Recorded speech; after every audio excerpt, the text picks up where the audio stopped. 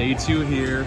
We got some food. Tartufata, panini, and Chris got the margarita. Right, so I didn't do much vlogging today. Chris and I were working most of the time. We actually went to a bar, Tap 42, got some work done.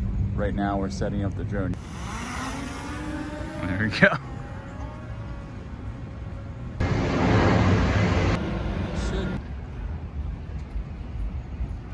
Fortunately, it was just a little too dark for us to get anything.